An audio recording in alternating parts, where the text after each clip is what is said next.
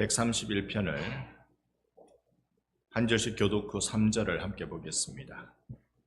131편 제가 먼저 1절 말씀 봅니다.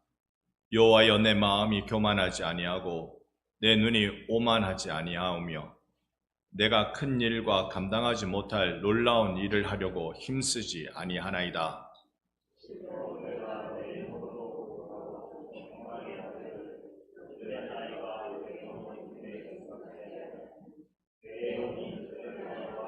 함께 봅니다. 이스라엘아, 지금부터 영원까지 여호와를 바랄지어다. 아멘. 오늘도 하나님이 우리의 마음 가운데 생명의 말씀을 부어주시기를 소망합니다. 우리는 그동안 부으시는 성령을 주제로 계속 말씀을 묵상해 왔습니다. 그러면서 간절한 소망은 성령님이 우리 안에 강력하게 역사하시고 우리를 이끌어 주시기를 바라는데, 성령님이 우리를 이끌어 주시는 것은 흥분된 마음이나 그런 뜨거운 집회가 아니라 말씀이 우리 속에서 우리를 붙들어주는 역사를 경험하는 것이 성령의 역사라는 것을 우리는 계속 기억합니다. 오늘도 그런 의미에서 예수의 생명이 우리 가슴 속에 차고 넘치는 일, 예수의 말씀이 우리의 신비에 박히는 일, 그런 일이 일어나기를 예수님 이름으로 축복합니다. 아멘. 다윗의 시 우리는 보고 있습니다. 사실 이 131편도 성전에 올라가는 노래로 그렇게 기록되어져 있죠. 이게 134편까지 그렇게 기록되어져 있습니다. 성전에 올라갈 때 이스라엘 사람들이 읊조린 노래라는 말입니다. 그러니 여러 시편들, 열 몇 편 정도의 시편들이 성전에 올라갈 때에 부르는 노래로 되어져 있는데요. 그들이 이 성전에 올라가면서 기억하는 거예요. 이 시의 감동들, 이 시인이 겪었을 감동들을 기억하면서 노래를 부르는데, 우리 오늘 다윗이 겪었을 그 감동을 우리도 기억하면서 그렇게 성전에 올라가는 노래를 함께 노래하는 마음으로 이 시를 한번 대보십시다. 사람들은 태어나면 그 사람에 대한 관심사를 갖게 됩니다. 특히 우리나라 같은 경우는 돌잡이가 그런 관심사를 잘 표현하는 것이죠. 돌잡이에 사용되는 게 요즘은 하도 다양해서, 예전에는 실, 그 명주실이죠. 실, 그 다음에 돈 있을 거, 연필, 그 정도였겠죠. 그 정도여서 실 잡으면 오래 살고, 돈 잡으면 부자 되고, 연필 잡으면 공부 잘할 거라고. 요즘 같아서는 셋 다 잡을 필요가 있습니다. 그런데 요즘은 너무 많이 늘어나가지고 판사봉이라든지 공이라든지 성경은 없더라고. 요즘 이 다양하게 많아진 것, 그 다 무엇일까요? 부모가 자식을 향하여 가지고 있는 관심사, 기대, 그걸 말하고 있는 것입니다. 우리가 우리 자신에 대한 기대도 그래요. 사람들이 자라면서 어릴 때는 부모가 또 어른들이 자꾸 이렇게 표현하는 게 맞는지 모르지만 허황된 꿈을 갖게 만들어요. 너 나중에 뭐 될래? 라고 말하면서 뭐 되라고 암시를 줘요. 주로 뭐 되라는 대답을 듣고 싶습니까? 나중에 뭐 될래? 여러분은 무슨 대답을 기대하면서 자녀들한테 어릴 적에 그렇게 물어봤습니까? 항상 대통령, 의사, 판사. 여러분, 이거 일찌감치 불가능하다는 건 아시죠? 부모는, 자식은, 정답을 말해버렸는데, 자식은 누구 머리를 따라가요? 꼼짝없이 부모 머리 따라갑니다. 그런데 대통령이 되라, 판사가 되라, 의사가 되라, 천지개벽할 기적이 일어나면 그게 가능합니다. 우리가 늘 그렇게 얘기를 자녀한테 이야기하죠. 어떤 노인의 기도문 한번 봤는데요. 젊었을 적에 내가 세상을 바꾸려 했다. 이제 결혼해서는 내가 내 가족을 바꾸려 했다. 나이 들어서는 내가 나를 바꾸는 것도 안 되더라. 그렇습니다. 우리가 꿈을 크게 가집니다. 꿈은 크게 가져라. 꿈꾸는데 돈 드나, 그런 말들을 합니다. 꿈은 크게 가집니다. 그런데 이것이 이루어지는 걸 보면 우리가 왠지 좀 단추를 꿰매고 이렇게 좀 있어야 될 법한 일이 되고 맙니다. 우리가 이것을 어떻게 바라봐야 할까요? 오늘 1절 말씀이 딱 그렇습니다. 여호와여 내 마음이 1절 한번 보여줄래요? 오늘 1, 2, 3절 할 거니까 1, 2, 3절 미리 딱 준비해서 보여주시면 좋겠어요. 1절을 보니까 여호와여 내 마음이 교만하지 아니하고 내 눈이 오만하지 아니하오며 내가 큰 일과 감당하지 못할 놀라운 일을 하려고 힘쓰지 아니하나이다. 이거는 다윗이 한 몇 살쯤에 이런 고백을 할 수 있을까요?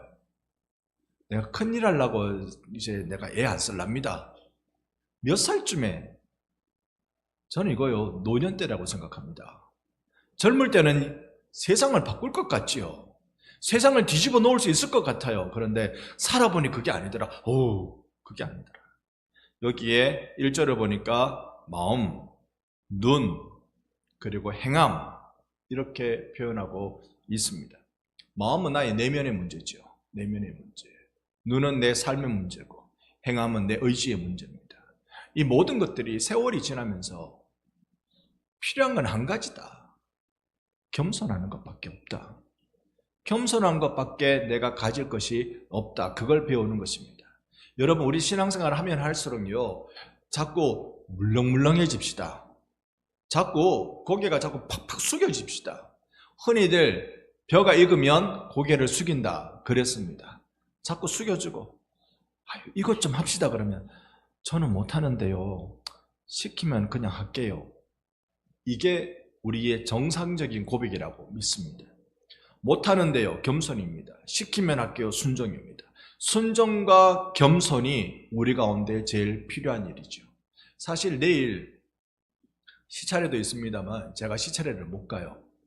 내일 이상교 교수님 문화생들이 모여서 만든 학회가 14회째 학술 대회를 갔습니다. 자, 거기 회장입니다. 모르셨죠? 회장이 이제 내일 끝납니다. 얼마나 속이 시원한지 2년짜리 회장을 이제 끝냅니다. 그런데 이 회의 학술회를 준비하면서 제가 느낀 감동이 있습니다. 박사학위 있는 사람과 없는 사람의 차이. 이런 건 우리 학회분들이 볼 일이 없겠죠.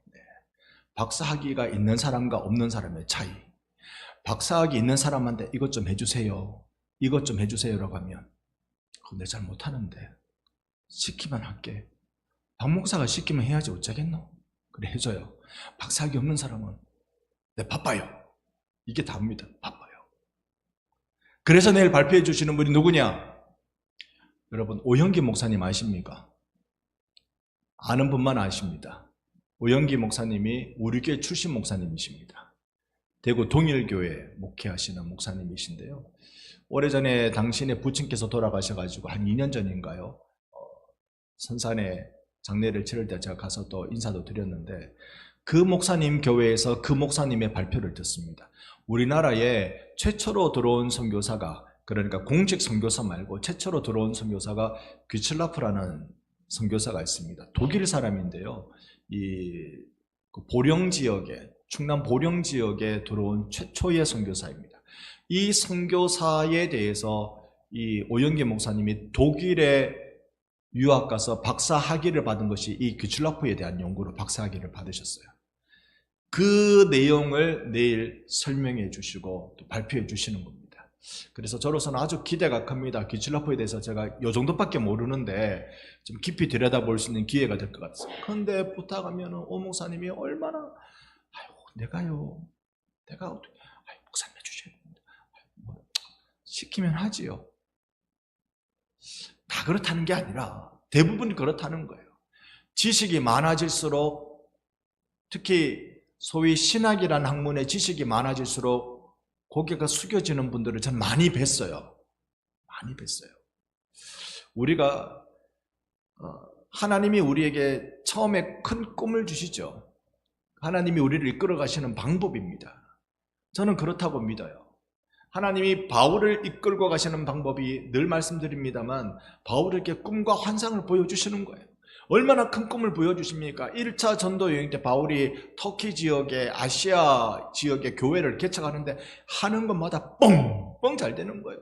교회를 개척하는데 그렇게 잘 되고 재밌을 수가 없어. 신나요. 즐거워요. 하나님의 역사를 보니까 성령이 강력하게 역사하셔서 교회들을 세우고 심령들을 일으켜서 거기에 그 평신도 지도자를 세우고 얼마나 감격스러운지 몰라요. 그래서 1차 전도여행을 딱 마치고 2차로 가려고 하는데 꿈이 얼마나 크겠어요. 그 교회들. 다시 그 교회들을 본다. 다시 1차 전도여행 때 그때 일어났던 수많은 교회들의 역사를 다시 확인하고 거기에 성령의 불이 다시 임하고 그 지역을 살리는 이런 일을 다시 보고자 하는 큰 꿈을 가지고 올라갑니다. 올라가는데 몇 군데 보다가는 성령이 막으시더라. 바울이 보기에는 비두니아 지역으로 쭉 복음의 문이 활짝 열리는 것 같았어요. 활짝 열리는 것 같아서 그리로 가려고 다 했는데 성령이 막으시더라. 이제 이 지점입니다. 이게 하나님 하시는 방법이란 말입니다. 바울에게 그 꿈이 없었으면 거기까지 안 달려가려고 했을 거예요. 항상 그런 겁니다. 우리에게 열망, 우리에게 열정, 우리에게 비전 주시는 건 열망, 열정, 비전이 종점이 아닙니다. 종점을 향해 가게 만들어가는 엔진입니다. 엔진의 옛날에 전기기관차 같은 거면 석탄을 떼고 있는 겁니다. 열정, 열망, 비전 이런 것이. 그런데 그것이 종착이고 우리 모릅니다. 분명한 건 기관사는 하나님이십니다. 하나님이 끌고 가시는 거예요. 우리는 이 뜨거운 열정으로 달려가는 일입니다. 그런데 가다 보니까 삑 방향이 틀려요. 하나님 그러신다고요. 그렇게 해가지고 그 뜨거웠던 바울의 열정을, 그 열망을, 그 비전을 쫙 옮겨서 마게도냐 지역, 즉 유럽으로 옮겼기 때문에 지금의 기독교 역사의 판도가 그렇게 읽혀지고 있는 것입니다. 저는 우리가 세월이 지나면 지날수록 주님을 만나면 만날수록 1절의 말씀에 창념한다고 하게 된다고 믿습니다. 1절 끝자락에 보니까요, 내가 큰 일, 감당하지 못할 놀라운 일을 하려고 힘쓰지 않겠습니다. 주님을 배웁니다. 그래서 작년 연말부터, 작년 한 10월쯤부터인가요, 제 마음속에 그려지는 그림 한 폭이 있어요. 그림 한 폭. 그게 뭐냐면 큰 강에 떠다니는 종이배입니다. 앞으로도 계속 말씀드릴 것 같아요. 큰 강에 떠있는 종이배. 바람이 불면 방향이 바뀌고요. 그리고 장애물을 만나면 자칫 종이배가 큰 낭패를 볼 수도 있어요. 그런데 이 종이배가 할 수 있는 것 딱 하나입니다. 딱 하나. 그게 뭐냐면 강물 흐르는 대로 노래하고 기뻐하고 감격하면서 지나가면 돼요. 우리 인생이 그렇습니다. 우리 인생이 내가 노져서 이것도 해보고 저것도 해보고 할 것 같지만 살아보니까, 한참 살아내보니까 내 인생은 하나님이 이끌어주시는 대로 하나님 찬송하고 노래하고 하나님 나라 누리면 되는 거구나. 여러분, 우리 같이 빨리 철듭시다. 빨리 우리 깨달읍시다. 우리 인생 용 쓰면서 하나님의 흐름하고 반대 방향으로 흘러가려고 애쓰지 말고 그 일에 대해서 오늘 성경이 뭐라고 표현하는 거 하니 2절에 보면, 2절 우리 같이 한번 읽어보도록 하겠습니다. 함께 봅니다. 실로 내가 내 영혼으로 고요하고 평온하게 하기를 젖된 아이가 그의 어머니 품에 있음 같게 하였나니 내 영혼이 젖된 아이와 같도다. 아멘. 내 영혼이 어떤 아이와 같다고요? 젖 먹는 아이? 젖된 아이. 요즘은 애가 젖을 태어나면 몇 개월 만에 뗍니까?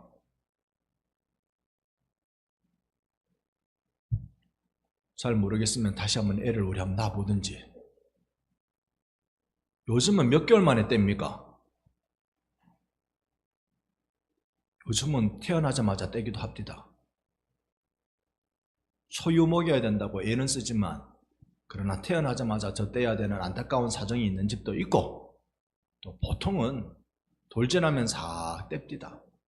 그런데 우리 중에 보자, 이 애 키우는 고수 우리 김혜숙 권사님, 애가 태어나니까 몇 개월 만에 젖을 뗍디까?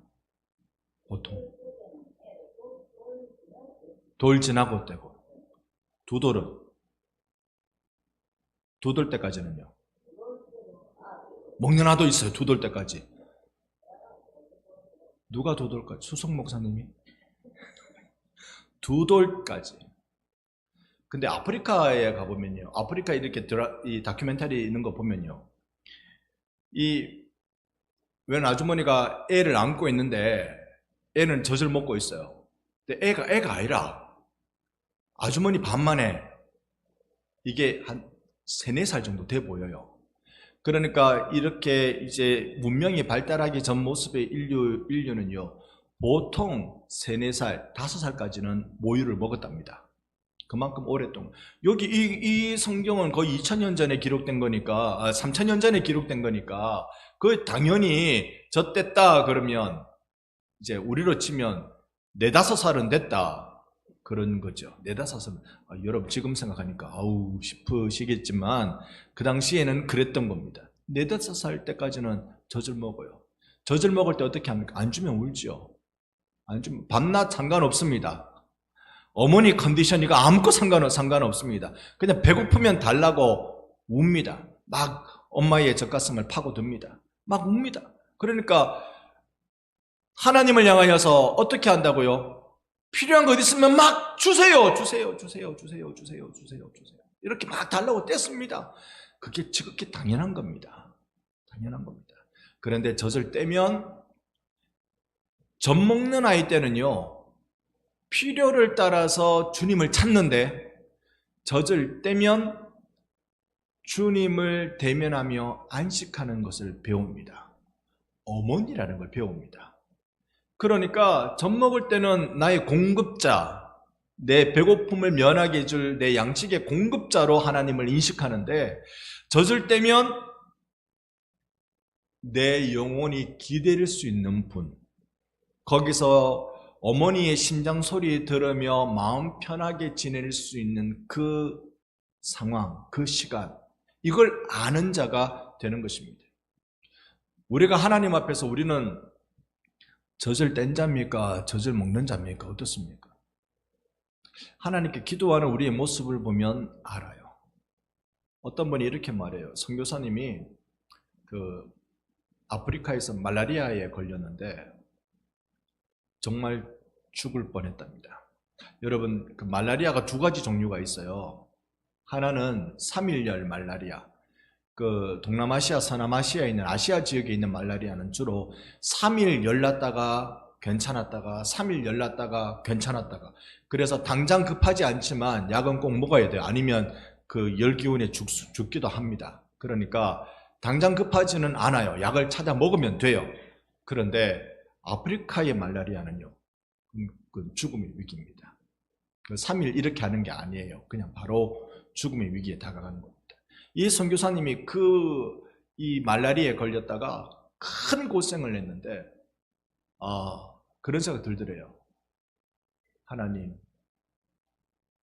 하나님께 살려달라고 떼쓰는 것이 아니라 하나님 품에 있는 게 나 좋습니다. 이제 살 길이 없을 수도 있기 때문에 나는 살려달라고 떼쓰는 필요를 따라 하나님을 요구하는 것이 아니라 내가 하나님 곁에서 호흡하고 하나님과 숨결을 같이 할 수 있는 것이 나는 감사합니다. 그러더라는 거예요. 물론 하나님이 살려주셨습니다만은 오늘 우리들의 신앙생활이 이러해야 되지 않을까 생각해 봅니다. 우리들은 하나님을 향하여서 어떤 호흡을 하고 있을까요?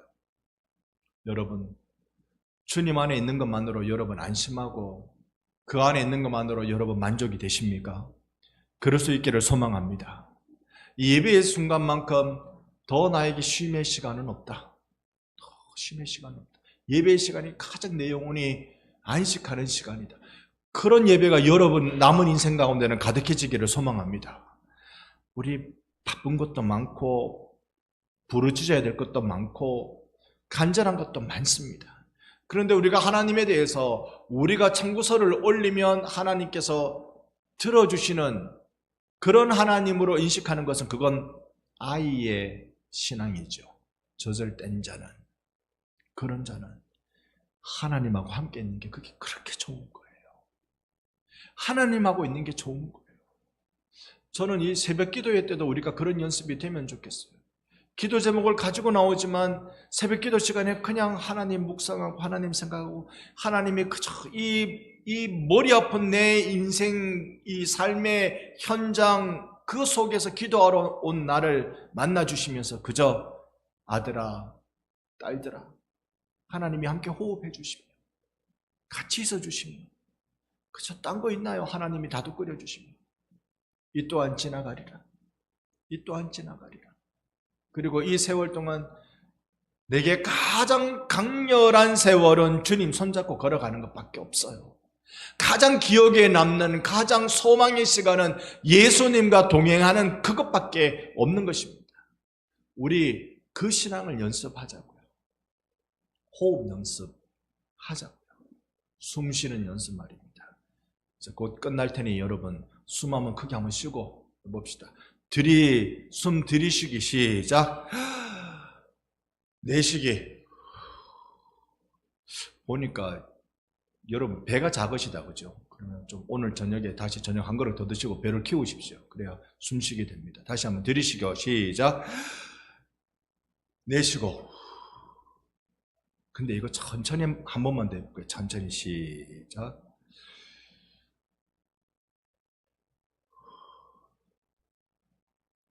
하나님하고 호흡을 같이 하는 것, 하나님하고 함께 하는 것, 그 일을 우리는 원하는 것입니다.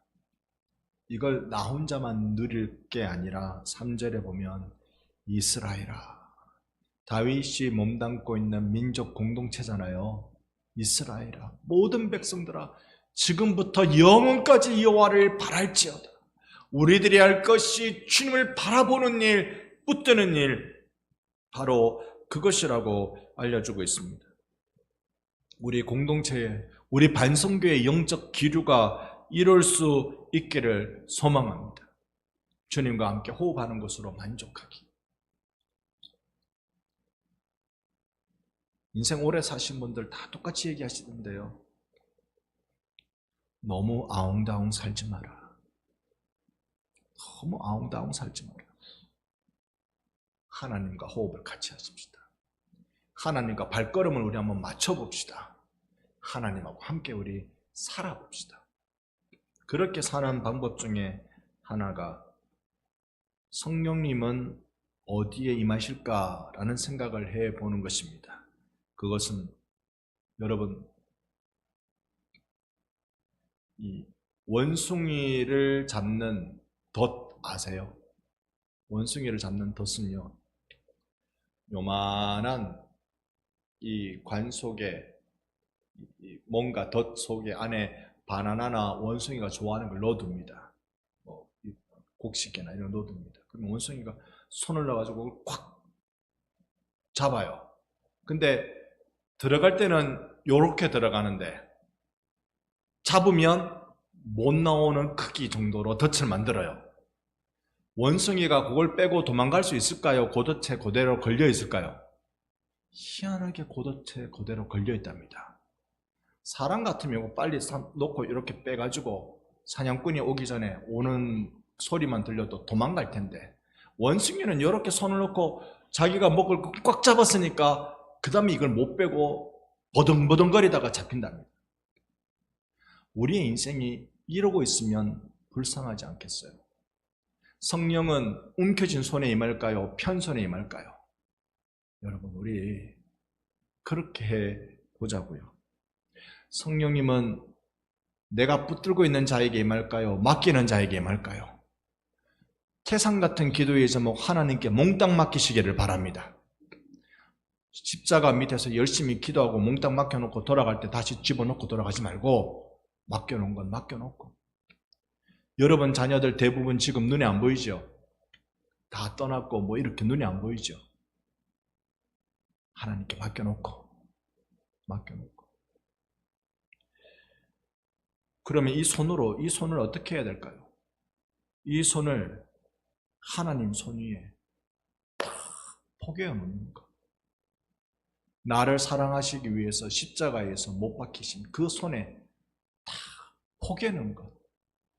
그러면 우리 인생이 가장 완전한 인생으로 살아갈 줄로 믿습니다. 우리 그렇게 사는 여러분과 제가 되기를 예수님 이름으로 축복합니다. 아멘. 이 시간 우리